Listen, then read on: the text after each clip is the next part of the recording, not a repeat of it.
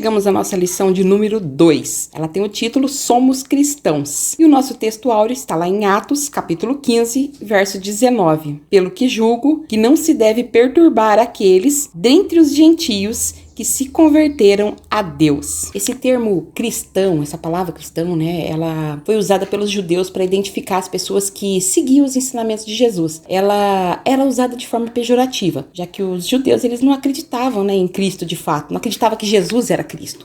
Então, ser cristão é ser seguidor dos ensinamentos de Cristo, imitador de Cristo, fazer o que Cristo faz. E a igreja primitiva começou entre os judeus e os gentios começaram a se converter. Aí a igreja começa a enfrentar um momento crítico, onde ela precisa acolher os gentios que estavam se convertendo, acolher eles na fé e nos ensinamentos de Jesus, sem impor barreira religiosa dos chamados judaizantes. Nós vamos entender no decorrer da aula de hoje. Os judaizantes, eles queriam obrigar os gentios a se manter na tradição judaica. Alguns estavam pregando que os gentios precisavam obedecer à lei de Moisés, a lei mosaica, para ser salvo, impondo assim condição para a salvação. E o apóstolo Paulo, ele foi um grande combatente dos judaizantes. Paulo ele escreveu a carta dos Gálatas justamente para combater o judaísmo que estava tentando se infiltrar dentro da fé cristã. E isso nos desafia, como cristãos, a sermos facilitadores do evangelho, sem criar barreiras. O propósito de Deus é reunir todos em Cristo, sem criar fardos extras. Lembra da visão de Pedro lá em Atos 10? Que Deus não faz acepção de pessoas. Nós vamos estar falando sobre isso no decorrer da lição. Lá em Isaías 56:7 está escrito assim, a minha casa será chamada casa de oração para todos os povos. Lembra da mulher samaritana? Lá em João 4? Ali Jesus já estava mostrando que a mensagem atingiria todos os povos. A missão é reunir e não separar. As portas da igreja precisam ser abertas para acolher pessoas, independente da sua origem.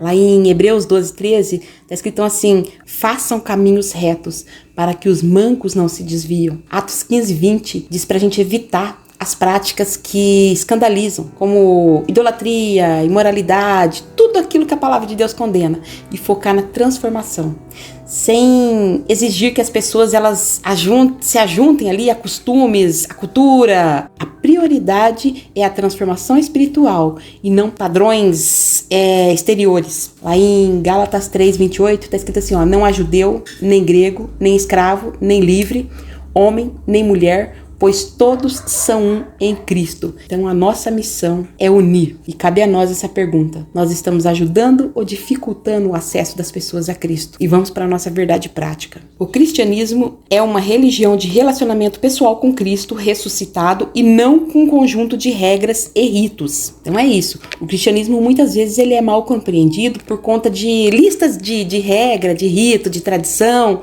A verdade é que o cristianismo ele está totalmente vinculado, alicerçado, assim, fundamentado mesmo em princípios, não em regras, ritos, tradições humanas, imposição humana baseada em interpretação própria. O evangelho de Deus, o evangelho de Jesus é princípios. Todo tipo de imposição que exige que as pessoas estejam presas a determinadas ações, que sigam regras, sigam ritos, posições, senão o cristianismo não está sendo feito da maneira correta. Tudo isso é distorção da palavra de Deus, do ensino genuíno da palavra de Deus. A essência da fé cristã está baseada em princípios e valores, e esses princípios e valores são o que vai reger a fé genuína em Cristo. E todos esses princípios a gente vai encontrar na palavra de Deus. Através do relacionamento com Jesus, através do nosso relacionamento com Deus. Só dentro de um relacionamento com Deus, da leitura da palavra, da oração, da comunhão com o Senhor é que nós vamos receber a transformação necessária para a nossa salvação. O que eu estou querendo dizer é que o relacionamento íntimo e pessoal com Cristo é suficiente para a salvação. Nós não podemos transformar o cristianismo numa lista de isso pode, isso não pode. A proposta do cristianismo é relacionamento com Deus. Lá em Romanos 10:9 está escrito assim, se você confessar com a sua boca que Jesus é o Senhor, será salvo. João 14:6, eu sou o caminho, a verdade e a vida. Ninguém vem ao Pai senão por mim. Lá em Mateus 23 ao 28, diz que Cristo veio para cumprir a lei e oferecer uma nova aliança baseada na graça. Então, Jesus convida os cansados, os sobrecarregados, para ter paz, para ter descanso nele. Nós não somos chamados para um sistema religioso. Nosso chamado é para andar com Cristo diariamente, fazer do cristianismo um estilo de vida, priorizar momento de oração, leitura da Bíblia, comunhão com Deus, não uma lista de exigências. Os fariseus cumpriam a lei de forma rigorosa, mas faltava amor, faltava comunhão com Deus. Quem anda verdadeiramente com Cristo não pesa a vida dos outros impondo regra, rituais, interpretações próprias. O resultado do relacionamento com Deus é uma vida transformada. Então nós precisamos nos relacionar com Deus, ter esse relacionamento íntimo e pessoal com Deus para ter a nossa vida transformada. 2 Coríntios 5,17. Se alguém está em Cristo, é nova criatura, e as coisas velhas já passaram, e eis que tudo se fez novo. Então, o fruto do Espírito, ele vai surgir naturalmente através da vida de comunhão com Deus. A obediência a Deus vai fluir do amor à palavra de Deus, aos ensinos do Senhor. Então, um relacionamento íntimo com Deus tem reflexo nas nossas atitudes. Nós seremos transformados a partir do nosso relacionamento com Deus. E vamos para a nossa leitura bíblica. Está lá em Gálatas, capítulo 2, do verso 1 ao 9 e o verso 14. Depois, passados 14 anos, subi outra vez a Jerusalém com Barnabé, levando também comigo Tito. E subi por uma revelação, e lhes expus o evangelho que prego entre os gentios e particularmente aos que estavam em estima, para que de maneira alguma não ocorresse ou não tivesse corrido em vão. Mas nem ainda Tito, que estava comigo sendo grego, foi constrangido a circuncidar-se. E isso por causa dos falsos irmãos que se tinham entremetido e secretamente entraram a espiar a nossa liberdade que temos em Cristo Jesus para nos porem em servidão, aos quais nem ainda por uma ordem cedemos com sujeição, para que a verdade do evangelho permanecesse entre nós. E quanto àqueles que permaneciam sem alguma coisa, quais tenham sido noutro tempo não sede má, Deus não aceita a aparência do homem, mas digo que pareciam ser alguma coisa, nada me comunicaram. Antes, pelo contrário, quando viram que o evangelho da incircuncisão me estava confiado, como a Pedro o da circuncisão, porque aquele que operou eficazmente em Pedro para o apostolado da circuncisão, esse operou também em mim com eficácia para os gentios, e concedendo Tiago, Cefas e João, que eram considerados como a coluna da graça que se me havia dado, deram-nos as destras, em comunhão comigo e com Barnabé, para que fôssemos aos gentios e eles a circuncisão. Mas, quando vi que não andavam bem e direitamente conforme a verdade do evangelho, disse a Pedro na presença de todos: se tu, sendo judeus, vive com os gentios e não como judeus, por que obrigas os gentios a viver como judeus? Já vamos fazer esse comentário aqui na nossa introdução. A igreja herdou dos judeus muitas ideias e práticas no campo teológico e ético, visto que a jornada histórica da igreja começou em Jerusalém no dia do Pentecostes, numa comunidade judaica. E esses pontos de intercessão levaram alguns a confundir a lei de Moisés com a graça. Nessa lição, veremos que Gálatas 2 é um relato de um dos debates que mostram o limite entre o judaísmo e o cristianismo. E os apóstolos, principalmente Paulo, tiveram muita dificuldade de mostrar isso aos judaizantes.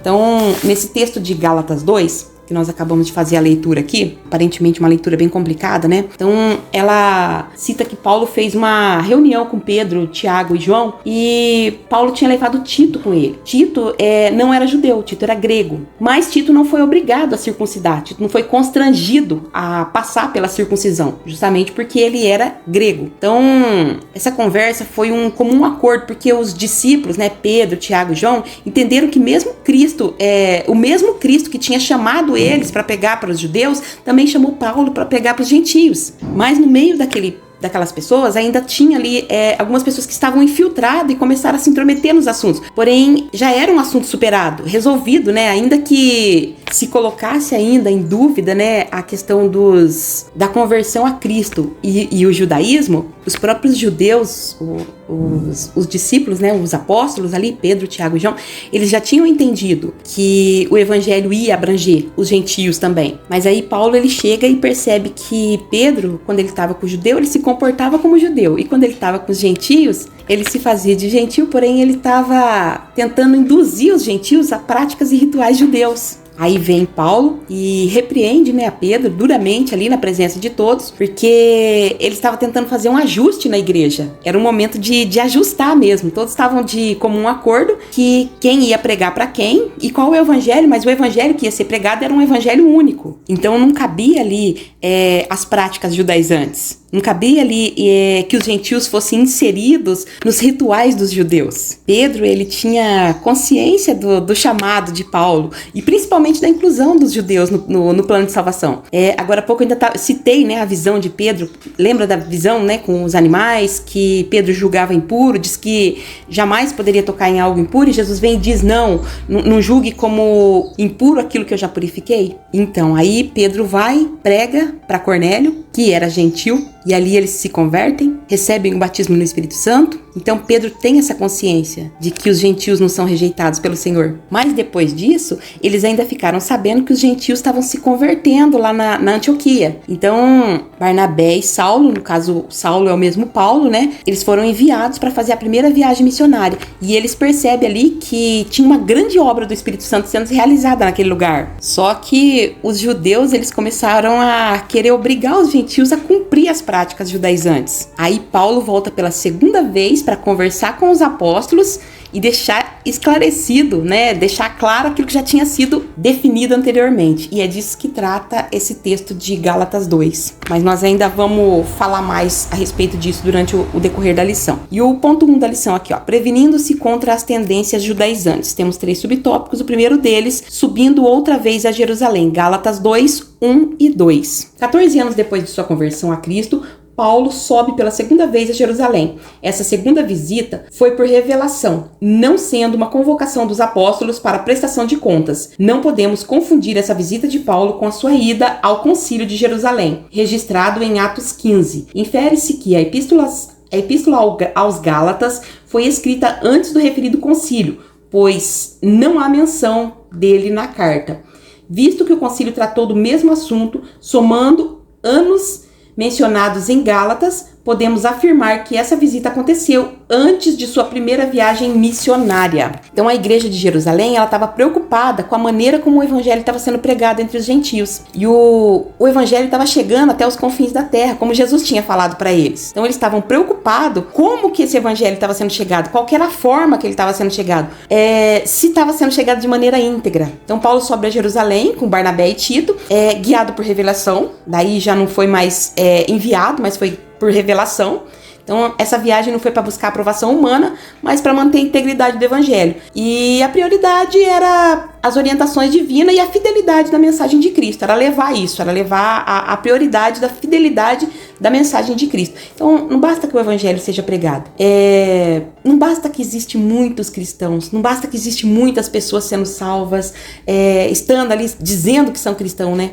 O evangelho precisa ser pregado de maneira genuína. O evangelho precisa ser pregado de maneira verdadeira. As pessoas precisam conhecer o verdadeiro evangelho de Cristo. O evangelho que transforma. O evangelho da fé, o evangelho da justiça, o evangelho do amor, da unidade, da verdade. A quantidade, ela é importante, mas a qualidade é indispensável. Deus quer tanto quantidade como qualidade. Para Deus importa sim a quantidade de pessoas que venham, mas importa que o evangelho seja pregado de maneira plena. Então, nós vamos ver ali desde o início, Deus falando de quantidade. Crescer e multiplicar, encher a terra. Foi lá no Éden, lembra? Farei de ti uma grande nação, como as estrelas do céu, como as areias do mar. Esse foi o pacto com Abraão. Então, Deus quer quantidade sim, mas sem negociar princípio e valor. Nós precisamos pregar a palavra de Deus sim, mas sem desviar dos princípios e dos valores. O Espírito Santo é que vai acrescentando os que vão sendo salvos. Portanto, nós não devemos nos preocupar em pregar a verdade, falar a verdade.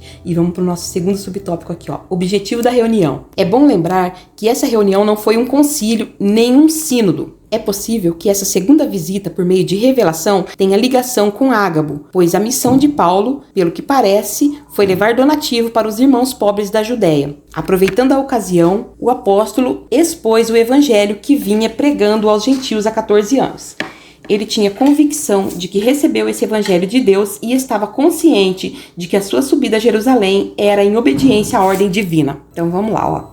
Paulo estava desenvolvendo um ministério bem ativo entre os gentios, inclusive ajudando com donativos.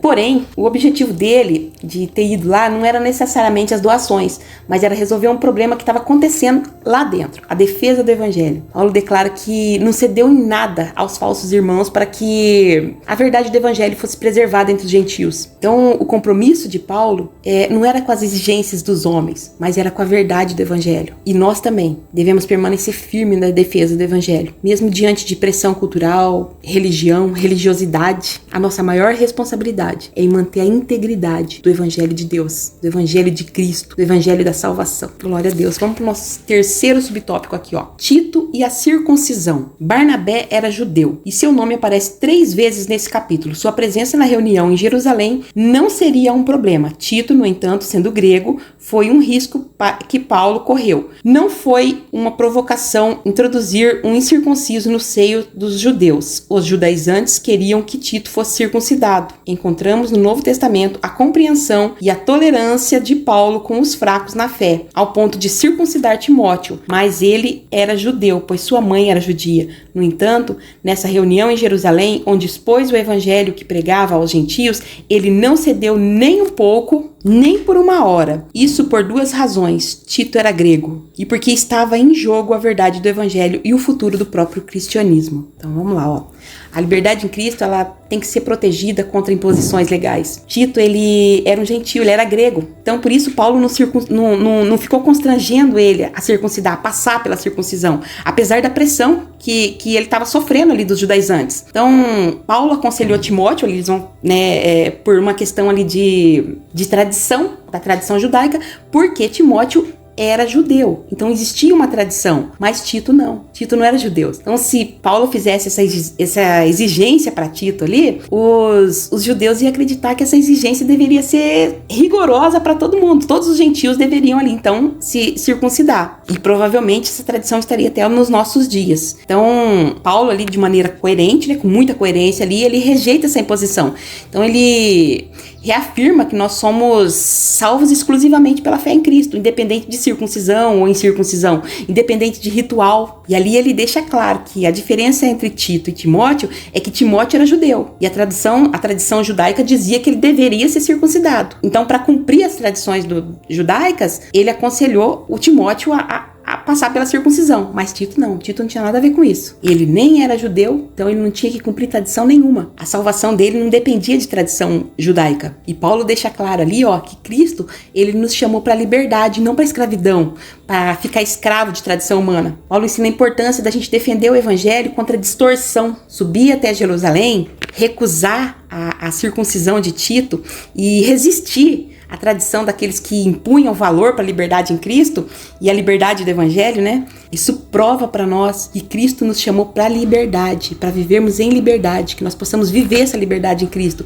que Cristo conquistou para nós, que nós possamos rejeitar qualquer fardo de imposição por tradição humana. O nosso chamado é para a verdade e para a graça, e não para a escravidão. A liberdade em Cristo é o maior presente do evangelho. Então nós precisamos defender essa liberdade. E o segundo ponto da nossa lição, a tendência judaizante no início da igreja. Também temos 3 subtópicos e o primeiro deles, o espanto do apóstolo. Então logo Paulo retornou de sua viagem, ficou sabendo que os irmãos da Galácia estavam vivendo outro evangelho. E isso deixou o apóstolo estarrecido e atônito pela rapidez do desvio deles. O verbo grego metatisteste, deixar, abandonar, desertar, mudar de pensamento, virar a casaca, que o apóstolo emprega nessa passagem, era usado na antiguidade quando alguém desertava do exército ou rebelava contra ele. Isso significa também mudança de partido político, filosofia e religião. Em outras palavras, aqueles irmãos gálatas estavam abandonando a fé. Tá lá em Gálatas 1:6, ó. Admiro-me de que vocês estejam se desviando tão depressa daquele que os chamou pela graça de Cristo para outro evangelho. Então,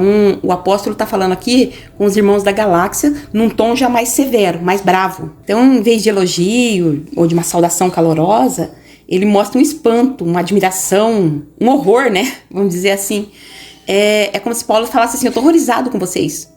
Eu preguei um verdadeiro evangelho para vocês e vocês se converteram e agora tão depressa vocês estão virando a casaca? Paulo estava escandalizado com a igreja da galáxia, porque eles começaram a condicionar o evangelho com as práticas judaizantes. O evangelho de Jesus, ele não pode ser alterado. O sacrifício de Jesus na cruz é pleno para a salvação da humanidade. Isso mostra que a vulnerabilidade do ser humano é muito grande para ceder à pressão, para ceder à doutrina enganosa. E essa reação de Paulo aqui, ela não é só uma indignação, mas ela também é uma preocupação com o coração, o corpo da mensagem cristã.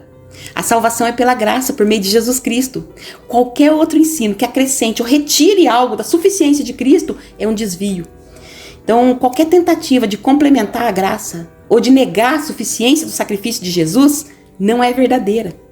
Aceitar outro evangelho é o mesmo que abandonar o evangelho verdadeiro. E qualquer evangelho pregado fora do evangelho de Cristo leva a confusão e escravidão religiosa. Porque o verdadeiro evangelho, ele não escraviza. O verdadeiro evangelho, ele confronta os desejos carnais e nos leva a rejeitar o pecado, mas ele transforma o nosso coração. Então, qualquer evangelho diferente desse deve ser rejeitado. E o segundo ponto da nossa lição aqui, o segundo subtópico. Quem eram os judaizantes? O termo judaizante vem do verbo iodaizo, viver como judeu, adotar costumes e ritos judaicos, e parece uma única vez no Novo Testamento. Eles eram os opositores de Paulo, identificados também como falsos irmãos. São reconhecidos no capítulo anterior como se apresentassem como enviados por Jerusalém, a igreja mãe. Na verdade, esses homens saíram de Jerusalém por sua própria conta.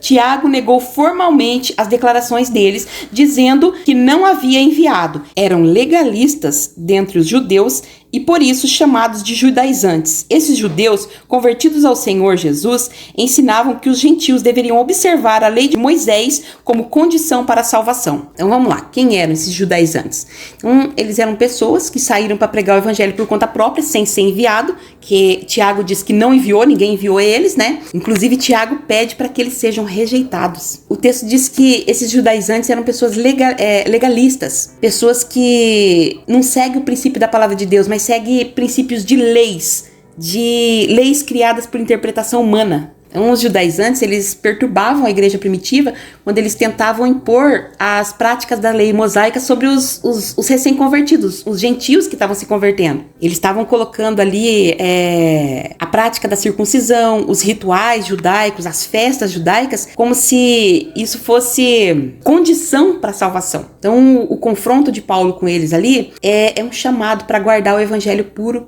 e para a gente viver na liberdade que Cristo nos deu. Então, toda vez que alguém desejar impor condição para a salvação, é um evangelho falso. A gente sabe que nós precisamos rejeitar. Sabe aquele negócio de que se não cumprir uma norma ou outra imposta por uma religião, você vai para o inferno? Era essa questão que estava acontecendo lá. É muito importante a gente identificar isso na nossa vida. Se a gente pensa dessa maneira, na igreja, toda e qualquer tentativa de adicionar requisito humano para a obra de Cristo deve ser rejeitada. Que nós possamos nos manter vigilantes contra os ensinos que diluem, né, a graça de Deus. Vamos para o nosso terceiro subtópico aqui, ó. O clima de tensão. Não é necessário muito esforço para perceber o quanto Paulo e Barnabé foram pressionados pelos judaizantes diante dos demais apóstolos de Jerusalém.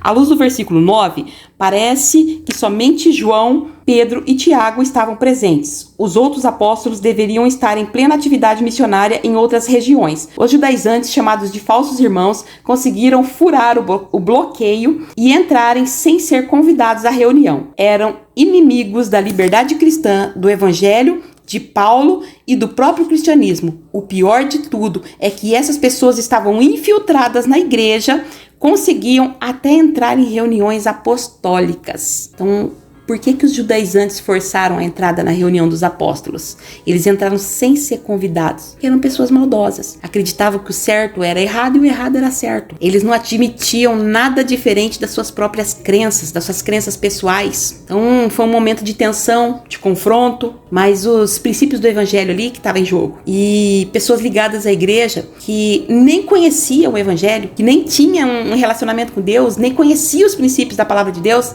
estava ali querendo impor crenças como se fosse verdade, distorcendo os ensinos. E essa prática está comum nos nossos dias. Quantas pessoas com pensamentos contrários à doutrina bíblica estão infiltradas dentro das igrejas, se passando por crente, enganando até os próprios membros da igreja, os próprios crentes.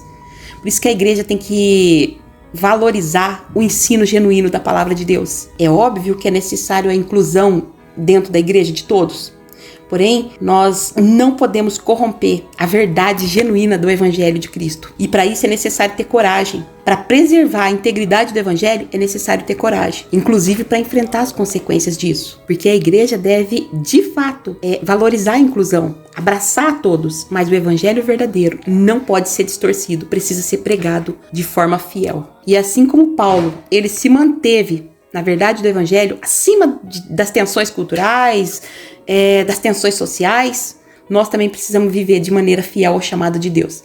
Enfrentar os desafios com muita coragem. E vamos partindo para o final da lição. A tendência judaizante hoje tem 3 subtópicos. O primeiro deles, o mesmo evangelho. O evangelho é um só, não há 2. O evangelho de Pedro e o de Paulo, também chamado respectivamente de evangelho da circuncisão e da incircuncisão, são meras formas de apresentação, pois o conteúdo é o mesmo. Ambos receberam uma incumbência da parte de Deus, mas com as audiências diferentes. O compromisso de Paulo era com os gentios.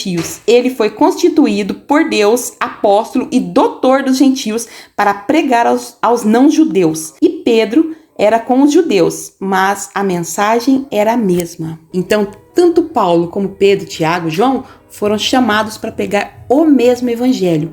Pedro, Tiago e João foram chamados para pregar para os judeus, os da circuncisão. E Paulo foi chamado para pregar para os gentios, os da incircuncisão.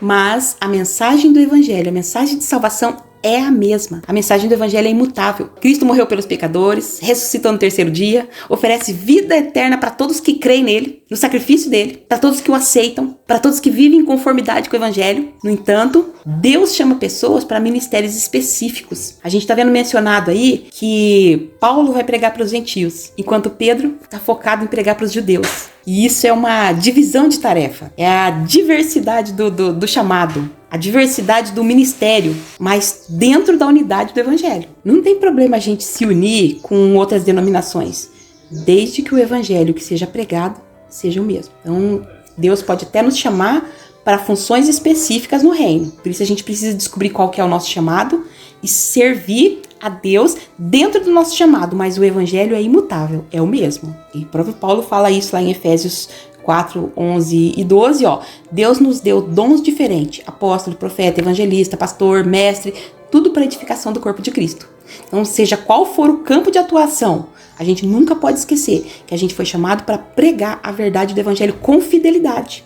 A grande comissão, ela lembra que todos foram enviados para fazer discípulo, ensinando a guardar o que Cristo ordenou. A nossa maior alegria precisa ser ver almas transformadas pela mensagem do verdadeiro evangelho. Então o nosso foco é glorificar a Deus, seja qual for a área do empenho no corpo de Cristo, seja qual for a área que nós formos chamados para empenhar no corpo de Cristo. Nós precisamos pregar a verdade do evangelho, que eu e você, a gente possa viver com essa convicção de que nós somos participantes do mesmo evangelho, servindo nas nossas diferentes vocações, mas tudo para o avanço do reino e para alcançar vidas para o Senhor. Segundo subtópico aqui, o perigo da doutrina judaizante. Os apóstolos viam em tudo isso 2 problemas sérios: a ameaça à liberdade cristã e o perigo de o cristianismo se tornar uma mera seita judaica. Os cristãos judaizantes alteravam o cerne do evangelho, pois colocavam a lei como complemento da obra que Jesus efetuou no Calvário. Era, de fato, outro evangelho, por isso o apóstolo Paulo os amaldiçoou. Na verdade, quem tem o Espírito Santo vive pelo Espírito. Então, contra a tendência judaizante, é preciso aprender a viver na dependência do Espírito Santo e não da lei, lutando contra os vícios da carne e buscando as virtudes do Espírito. Então, o cristianismo ele não é uma seita judaica. O cristianismo é um estilo de vida voltado para os ensinos bíblicos, de Cristo, os ensinos que Jesus nos deixou.